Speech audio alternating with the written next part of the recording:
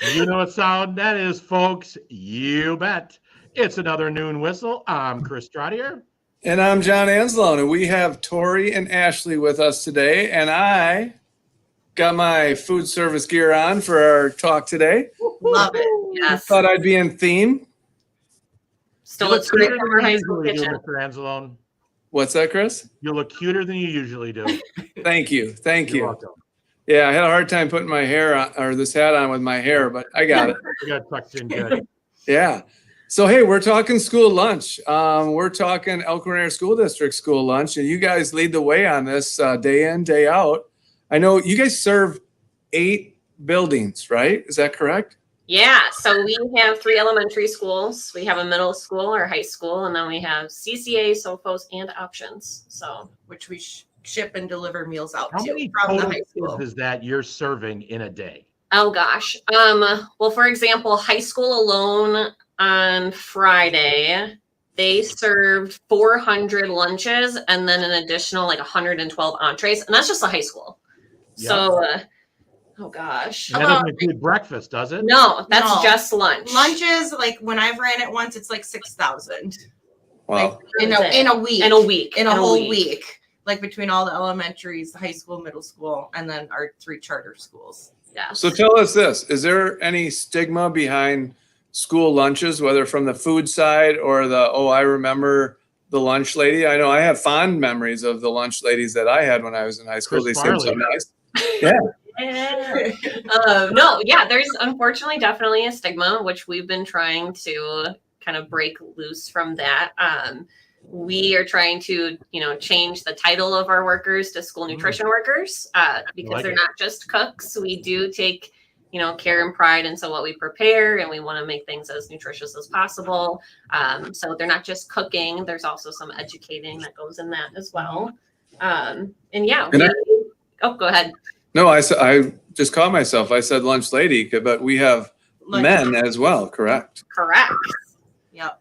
So lunch crew. Yes. Because we have, grandmas, aunts, uncles, Moms. cousins. Whole family affair. It's a family matters here in our department, which is great. So Yeah, you guys are changing things up a little bit, right? We got new things at the high school this year. yeah, National School Lunch Week is in the second week of October.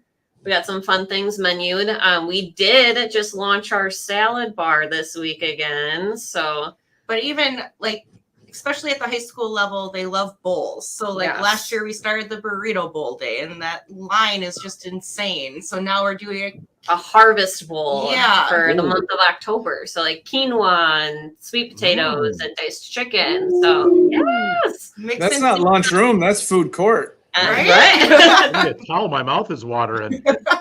Wow. Yeah. So Yeah, how do that's you some pretty how good do you choices. guys- You serve, like you said, 6,000 in a week. There's got to be some personalization for certain students. Yeah.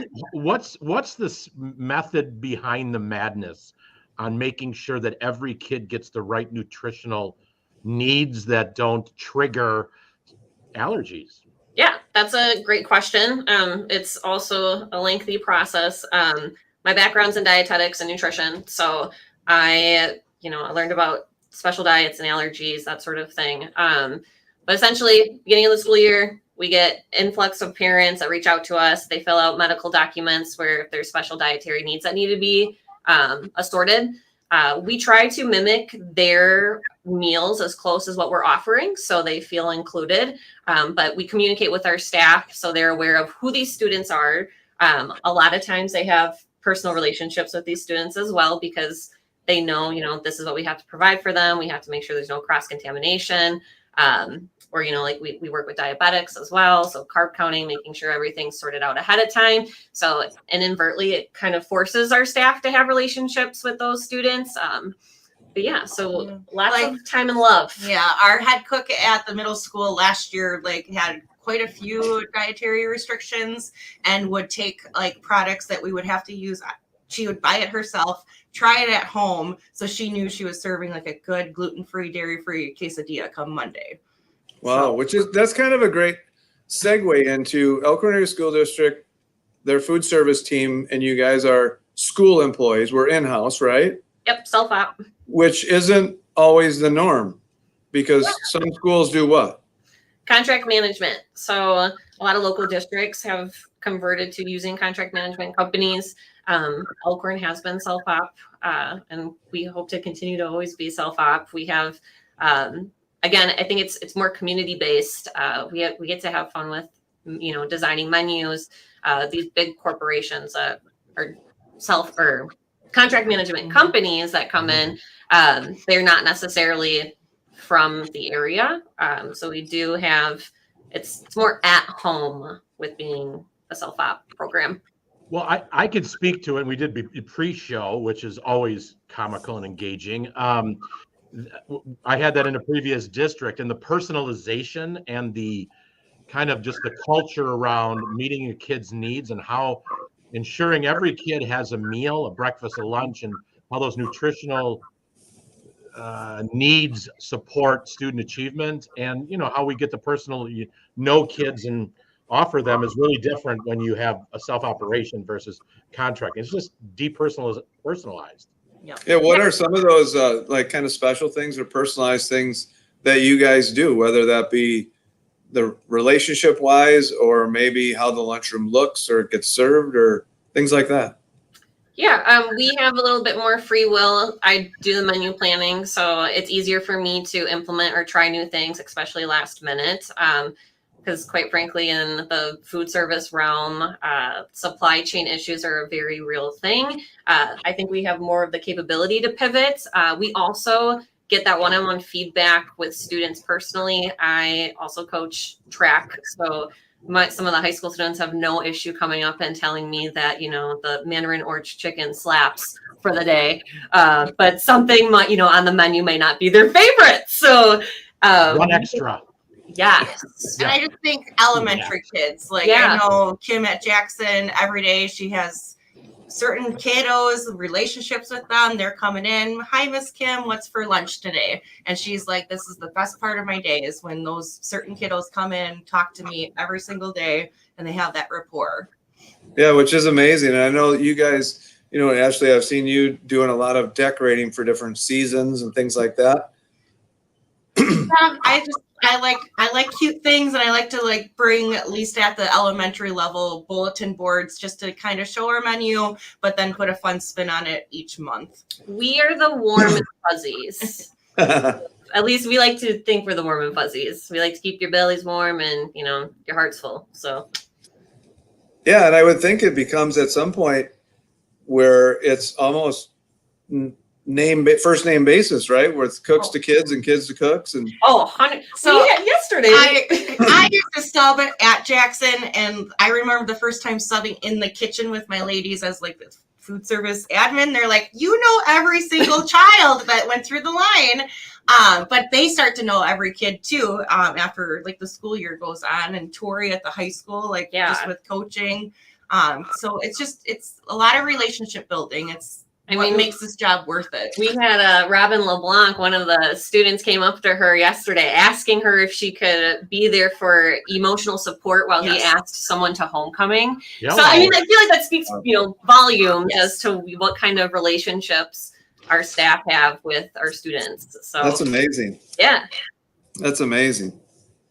Go ahead, Chris. Besides, you guys paint an amazing positive picture, and we know that behind the scenes there's challenges. You talked about some of the logistics and getting food. What are some other challenges that your food service staff or the two of you face that are either in your control sometimes or out of your control? Yeah, every day is very different. Every challenge is very unique. Did you say very different or very different? Very different. Oh, I thought you said very different. Very. Fun. No, I'm not that funny. But no, so staffing can be hard. We have, all of our staff are phenomenal, but obviously some, like everybody else, if someone's out, we're still there and we have to function and we have to provide kids meals. So it's not, if the position's not filled, it's oh, here we go. We'll move on with the day. We have to figure it out. So a lot of times, if we can't find a sub, Ashley and I, we suit up. Yes. Mr. Hansalone has helped us in many times. Government regulations. Yes, government regulations is huge because we are federally funded. There are a lot of regulations we have to abide by, a lot of paperwork we have to do. So, I think what goes with a stigma as well, just bringing up that I have to do weekly requirements for nutritional values and needs. And if, people are saying, oh, school lunch isn't healthy, it's like, no, we have K-12 nutrition products that are tailored towards meeting these specific requirements. It's like sodium, that is a huge requirement that they're becoming more strict on. So all of these products, and then it's like, can we get the products even? Because that's a whole nother issue. We put in orders a week before. Come Monday, I find out I can't get, s'mores bars. Yeah, or like chicken. So like this past week, chicken was a huge thing. Like tons of different chicken products I wasn't able to get. I'm like, great. Is this still like bird flu that's affecting us from previous years? So those are a lot of supply chain issues, staffing. We run around a lot. Sure. So you guys mentioned, you said National Food or Nutrition Week coming up. Yes. Besides that, what are some things that kids, families should look forward to that you guys are that's in beta you're thinking about, or that you're excited to share right now on the Noon Whistle? Ooh. Well, this is all new to us, but like last year we did celebrate National School Breakfast Week, National Lunch Hero Week. That's why I'm pretty active on our Facebook page. So parents like to see their kids at school when they're not with their kids, whether what level it is. So if they're like, oh, there's Michael eating lunch with his friends, it just gives, parents reassurance that they're getting fed, they're with their friends, they're happy.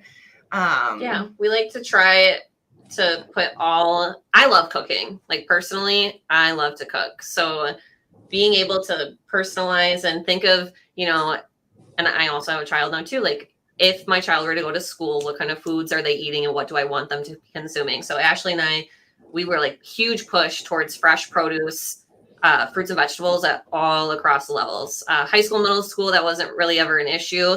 Elementary school, we're like, oh my gosh, these kids during probably one of the most, pivotal points of development and being exposed to these fruits and vegetables at a younger age is going to increase the likelihood that they'll like it and consume it later on in life too. So I think more community engagement is going to be a huge goal and push for us in the next year or so. Where do we find you guys on social media? How do we find you? Yeah, if you actually go to Elkhorn Area Schools Food Service Team, that is our website. All right. And on Facebook, correct? On Facebook, yes. Correct. Thank you, Chris. Okay. Yes. So, all right, real quick, before we get to thank yous, because the time's almost about to run out, you mentioned the high school, they like stuff in bowls. Yeah. What's the middle school and elementary separate? What do you think is the most popular item on the menu? Go. Mandarin orange chicken. Mashed potatoes and gravy. Hello. Okay. Comfort food 101. I like it. Yes. All right. I love it. Okay. I want to slide in a couple things real quick, Chris. Go ahead there, John. Can I butt in? So there's a couple things we talked about. I want you guys to explain real quickly about the summer lunch program and who's eligible. While we're having our summer enrichment programs, you guys are serving lunch. There's some people that are eligible that might not know they are. Yeah, so summer lunch program, it is available nationwide up to kids 18 years or younger or 21 with a disability. So we're, someone from California could come to us during the middle school, during operation time. And they don't have to be enrolled in summer school. Correct. Okay, perfect. Nice. Quick question number 2. Explain to me what the Angel Fund is. Oh, that's a good one. Yeah, so it's a fund where we take donations and we essentially apply it to anybody for families that are in need. So negative accounts, families that are going through hard times. We communicate with principals, social workers to see if we can help them out in any way. How do I donate? So through Classmunity, you can go to our district page website. You can find us through there. There is an Angel Fund donation spot, so you can do that. We did receive an awesome donation from VLS. So we would like to see more, families or businesses aid us involved. I'm not very good with computers. Can I still donate? You Yes. How do I do that? Check, cash. You can drop it off at the district office. All right. Make it rain, John. Make it rain. All right, we've come to that time. Let's do some shout outs and thank yous. Tori and Ashley, we'll let you go first. Yeah, we thank our high school staff for starting the salad bar after all the chaos that we've been waiting for. So It's been a while. it has been a while. Awesome. John? Entire food service team. Like they're amazing. The organization and things that go into that and how they pull it off. Amazing. Thank Thank I'm you. going to thank John. You and I were in attendance yesterday. I'm going to thank Wasita and the Walworth County CHIPS team, which would be the Community Health Improvement Plan team, for putting together an amazing Walworth County Housing Summit. We saw about 150 people there that ranged from government, business, economic, educational, university leaders, all talking about how the impact of the lack of housing in our county is impacting a variety of issues and driving some challenges. So really good. I big shout out to Derek Diori, Executive Director with CETA, for making it happen. Anything else? All right. Anything else for the good of the order here before we go back to work and listen for that whistle? Anything? No, thank you for All right. having us. Thank you guys. You're great. Get over to start serving some food right now because you're dressed for success. Yeah. Get Thanks back for the to work. uniform. Thank you, Ashley. Look at that. We got Judy Anzalone who just shouted out to us on Facebook Live. Do you know her, John? Barely. Okay. Sounds good. Thank you, Tori. Thank you, Ashley. John, always a pleasure. And on that note, everybody have a good one.